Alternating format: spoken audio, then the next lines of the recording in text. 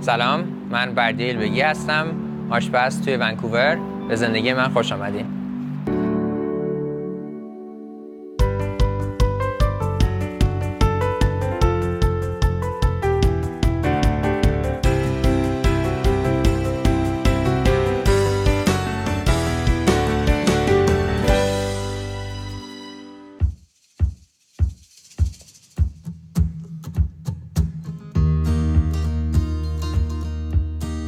اینجا کافی شاپ الیژن هستش نزدیک خونم.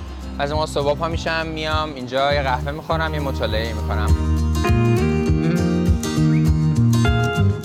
کاری که معمولا میکنم روزهای تعطیل یه کتاب برمیدارم و این همون کتابی هستش که رستوران هستش که رفتم کوپنهاگ و کار کردم و خیلی ایده‌های جدید و قشنگ توش وجود داره و میام میبینم که ایده های شفای بزرگی که این کتابا رو نوشتن نظراشون چیه و خوندن همین نظراشون به من یه سری ایده جدید میده.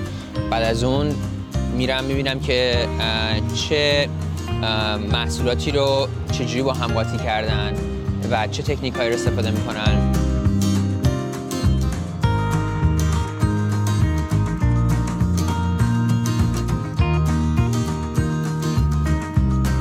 اینجا محله کیتسلانو هست که یکی از محله‌های ونکوور هستش که هم محل کاریم اینجا هستش هم خونم هستش یه کوچه بالاتر. بیاین الان نشونتون میدم.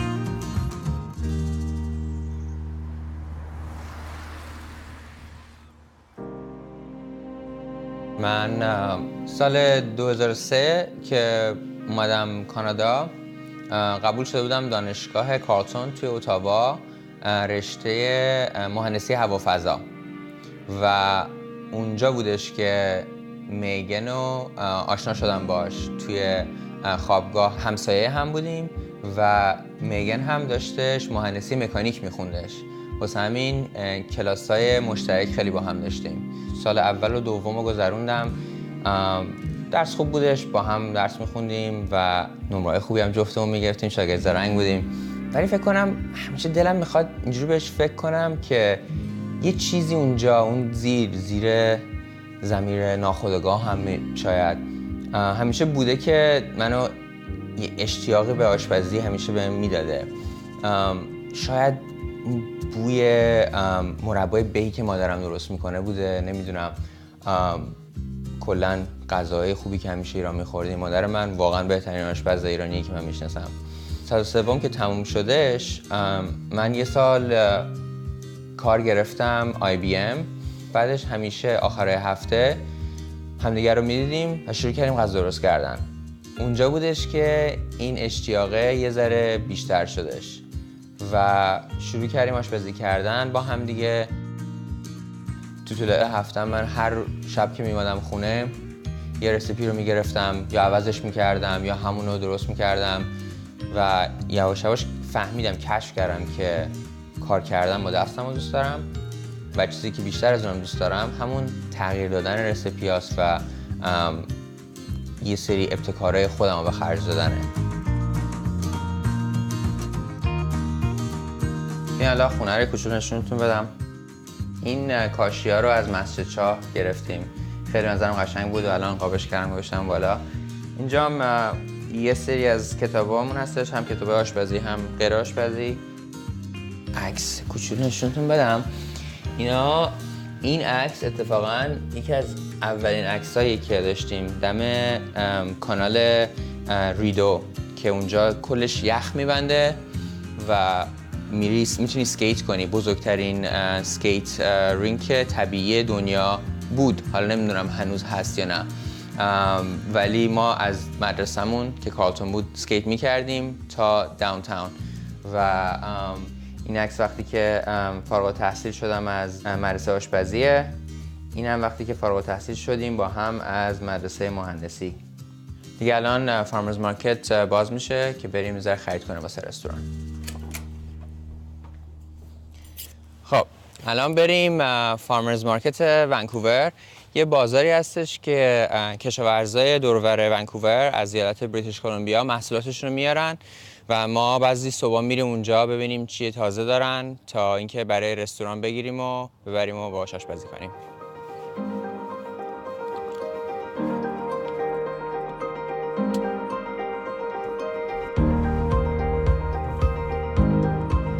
اون دوران 1.5 سال که من بین سال سوم و چهارم دانشگاه توی IBM توی تورنتو کار میکردم، بعد از اینکه آشپزی خیلی کردم و فهمیدم که این اشتیاقو دارم، تصمیم گرفتم که میخوام مهندسی رو بذارم کنار و برم و بشم یه آشپز.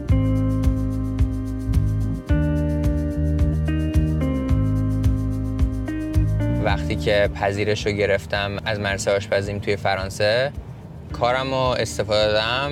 ساعت 2 شب یه ایمیل زدم برای تمام کسایی که باشون کار میکردم، همکارام و اینا، و جوابایی که فردا صبح پاشتم گرفتم واسه من خیلی جالب بود. همه میگفتن که ما خیلی قبطه میخوریم به اینکه تو این جرأت رو به خرج دادی و کاری که دوست نداشتی رو گذاشتی کنار رو میخوای بری دنبال دلت.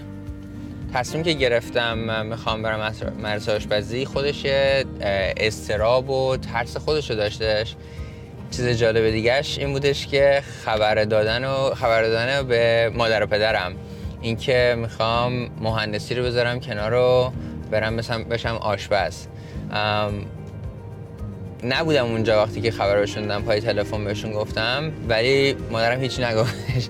یه مدتی ساکت بودش و بعدش فقط واسهش سوال بودش که من چرا میخوام این کارو بکنم. ولی الان که از اون موضوع 5-6-7 سال میگذره، خیلی خوشحال هستن از اینکه من خوشحالم برای کاری که انجام میدم.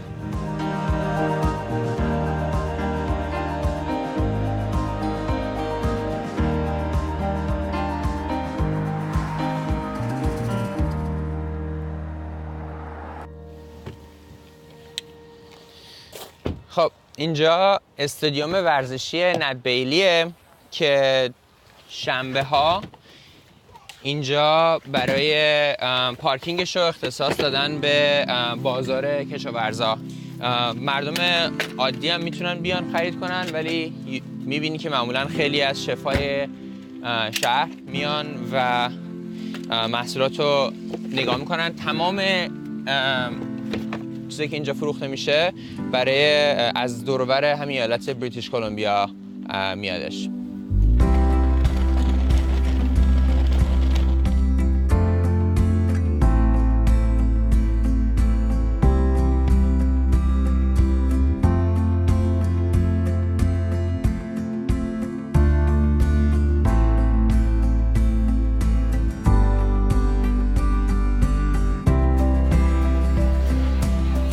اسم رستوران ما هستش فارمرز اپرنتیس که معنیش هست دستیار کشاورزا. کاری که ما میکنیم، تمام محصولاتی که میگیریم از دور و بر ونکوور توی ایالت بریتیش کلمبیا تهیه میشه و همه چی به فصل ربط داره. فصل‌های مختلف منوی ما عوض میشه بر طبق محصولاتی که کشاورزا برای ما میارن و مهیا میکنن. ما همیشه توی طول هفته برامون محصولات میارن دم رستوران. وقتی که خودشون هم میرن اینجا توی فارمرز مارکت، ما میایم ازشون خرید میکنیم. چیکوید یه نوع علفیه که میشه خوردش، برای ما هم خورده میشه. مزه خیلی تازه‌ای داره و فقط وقتی بوش کنی بوی زمینای سبز و بهار میده. ما معمولا سبزیجاتمون رو از کشاورزا میگیریم، ولی شیر و محصولات گوشتیمون رو از دامدارایی میگیریم که اینجا نمیارن. معمولا مستقیما همیشهشون رو میارن به رستوران ما.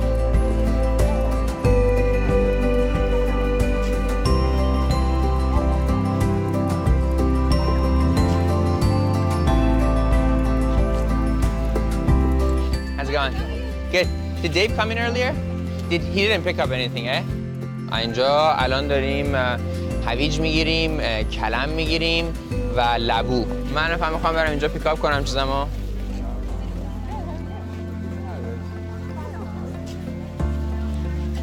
هلو. الان اینجا داریم سیب میگیریم و آب سیب. Lovely. Thank you. Have a good one. See you later. Bye bye.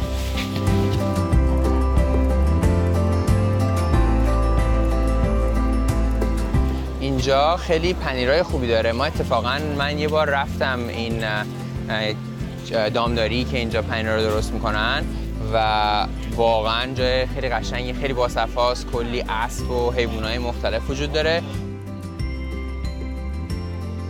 به عنوان یه شف بعد از اینکه محصولات خوب و لوکال اینجوری رو استفاده میکنی بدعادت میشی و نمیتونی برگردی به محصولات کشاورزی صنعتی.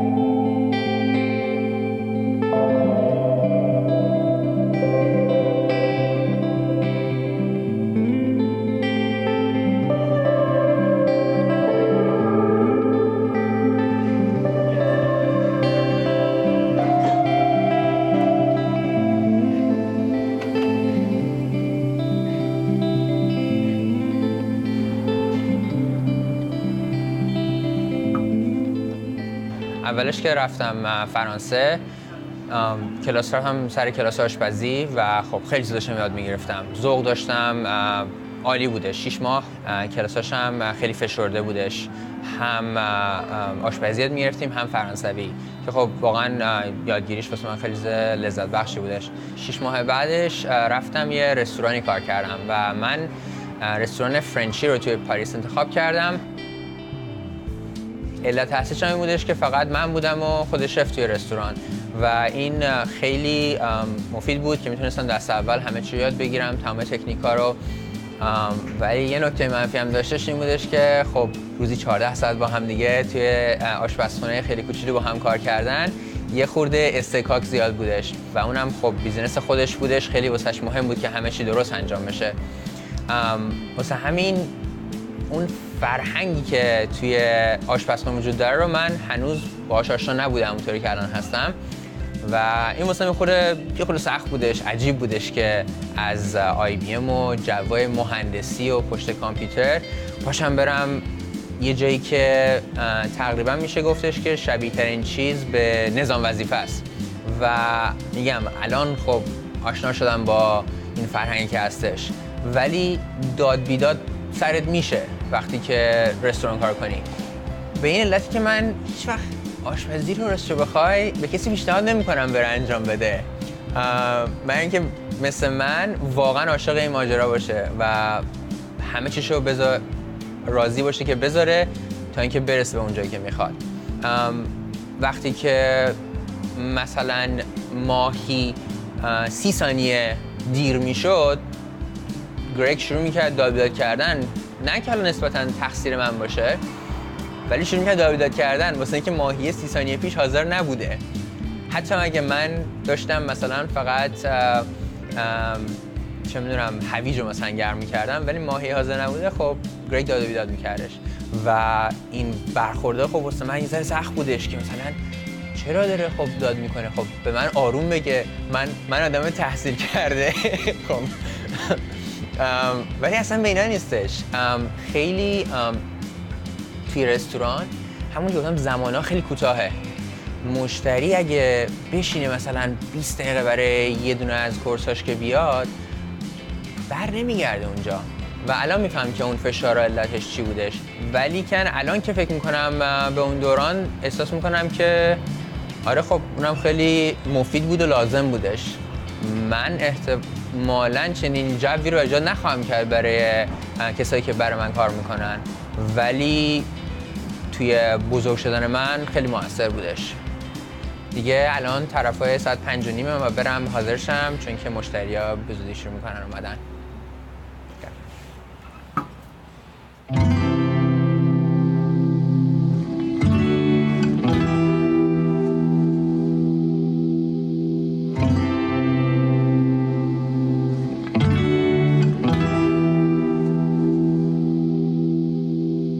اینجا آشپزخونه رستوران فارمرز اپرنتس هستش و من و همکارام داریم آماده میشیم برای سرویس شام. Oh, you're stuffing the ducks? That's awesome. That looks good.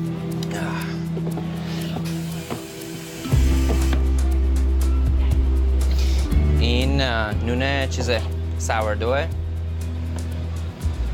من واقعا افتخار میکنم به نونی که درست میکنیم اینجا. خیلی خوشمزه است و خیلی ما روش آزمایش کردیم، امتحان کردیم چیزای مختلف و تا اینکه بالاخره به اون چیزی رسیدیم که باید باشه.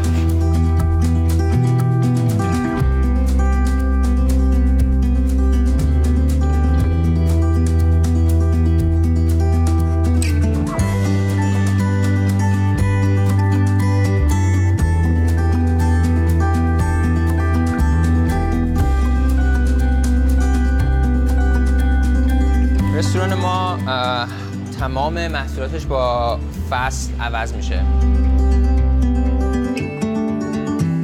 واسه همین زمستون متاسفانه یا خوشبختانه ما خیلی محصولات زیادی نداریم، ولی این باعث میشه که ما شفا بیشتر فکر کنیم و سعی کنیم ابداع بیشتر به خرج بدیم که بتونیم غذا خوشمزه بذاریم جلوی مشتریامون. این یک حالت نون قارچی دارم واسهتون درست میکنم.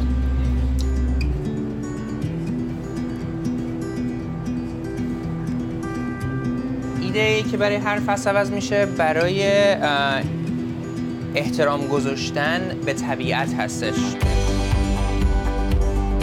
ما به این اعتقاد هستیم که غذا رو باید اونجوری خورد که طبیعت بهت میده.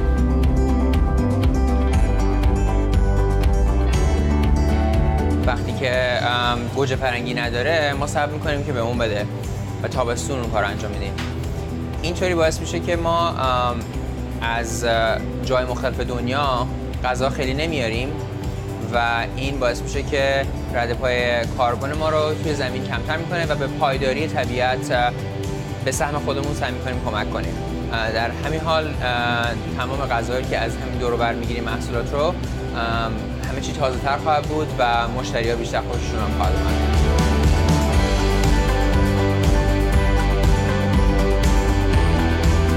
این کار چالش‌های زیادی ایجاد میکنه، ولی ما اینو پذیرفتیم واسه اینکه احساس میکنیم که دیدیم که نتیجه بهتریه. حالا من این رو گذاشتم که پخته بشه، این نون قارچ اینکه بیاد بیرون و بقیه‌اش رو بهتون نشون بدم.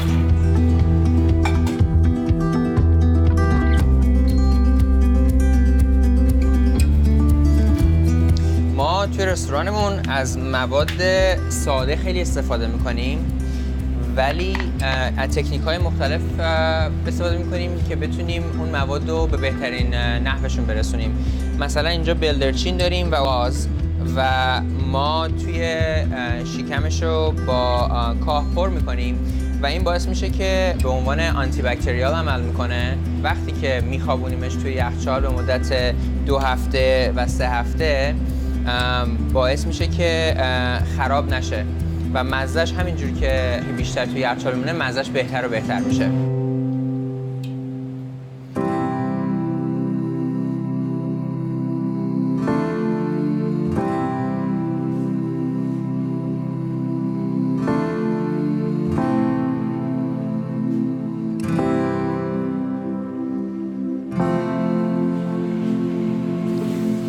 خب این هم نونایی که پختیم برای سرویس شام امشب.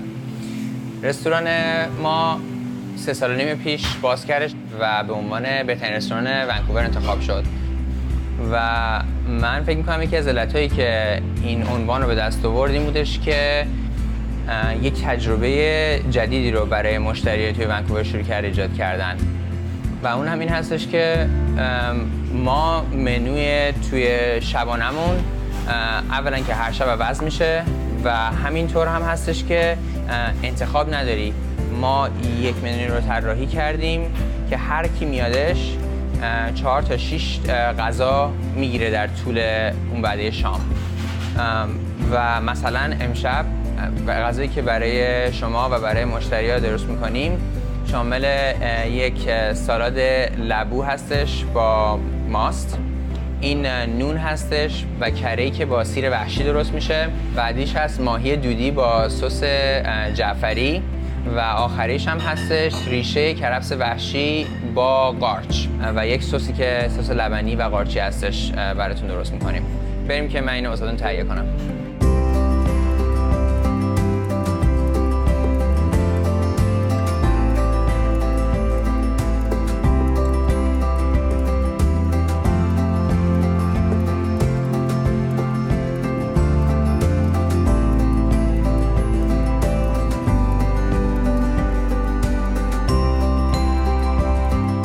چغندر هستش که توی این فصل از اون معدود گیاهایی هستش که ما بهش دسترسی داریم. واسه همین سعی می‌کنیم تا اونجا که میتونیم خوشمزه‌اش کنیم.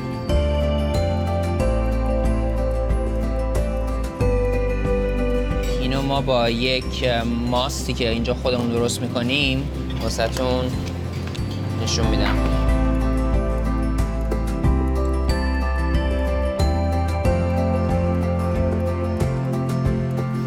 ریشه کرفس وحشی هستش که ما خیلی تو ایران استفاده نمی‌کنیم ولی اینجا بهش میگن سلریاک و زمستونا اینو خیلی پیدا میشه توی این منطقه. با قارچ و نونی که مونده بود از دیشب یک نون تورد کوچولو درست کردم و سسش هم یک سس لبنی هستش که از خامه‌ای که کراملیزه شده است و این مزه ها با هم خیلی هارمونی دارن.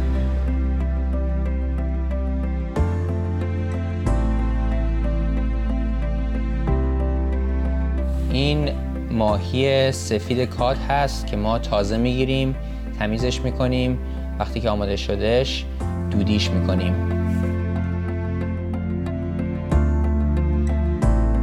اون ماهی رو ما با یه مقدار کره سرخش میکنیم و وقتی که حاضر شدهش با یک مقدار کلم که پخته شده اون رو توی ظرف میذاریم.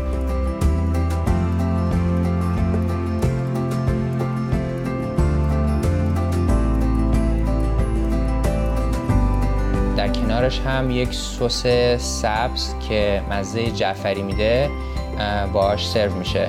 روش هم همون چیکپیدی که امروز صبح از مارکت گرفتیم قرار میدیم. این غذا منو یاد ماهی دودویی میندازه که دوران عید همیشه میرفتیم و خونه پدر بزرگم میخوردیم.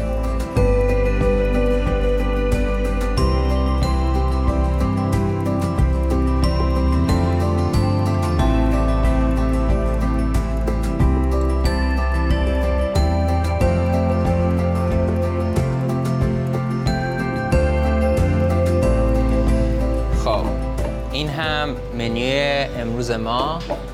خیلی ممنون که امروز رو به من گذروندید.